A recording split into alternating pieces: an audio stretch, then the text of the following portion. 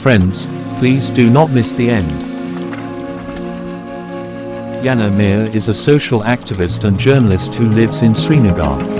She is the first female Kashmiri YouTube blogger to present the political realities of Kashmir from the very beginning. She serves as Vice President of the Valley's Youth and Women's Empowerment Organization, or JK Youth Society. She has worked for various media outlets, including The Wire, The Quint, and Al Jazeera, and has reported on a range of issues in the region, including the conflict between India and Pakistan, human rights violations, and the impact of military presence on civilians. In recent years, Mir Yana gained attention for reporting on the Kashmir situation after the Indian government revoked the region's autonomy in August 2019.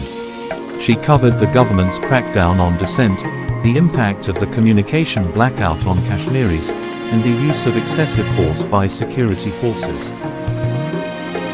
Mir Yana has received several awards for her journalism, including the Reading Award for Journalist of the Year in 2019 and the Chameli Devi Jain Award for an Outstanding Woman Journalist in 2020.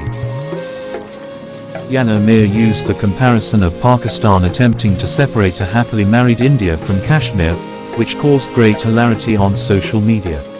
She received positive feedback from retired generals and lieutenant generals of the Indian Army as well as civil sector officials.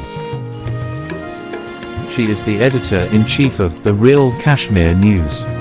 The turning point came with her impactful speech in the UK Parliament, where she boldly challenged established narratives about Jammu and Kashmir. When I say I'm not Malala, that's what I mean to say. That Malala Yusufzai was supposed to be here. She earned a Nobel Prize. She earned so many millions of pounds. For what?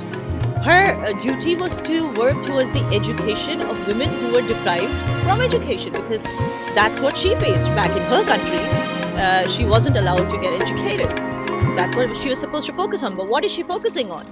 She's focusing on an anti-India agenda. Why so? I am not a Malala Yusufzai because I am free and I'm safe in my country, India, in my homeland Kashmir, which is part of India. I will never need to run away from my homeland and seek refuge in your country.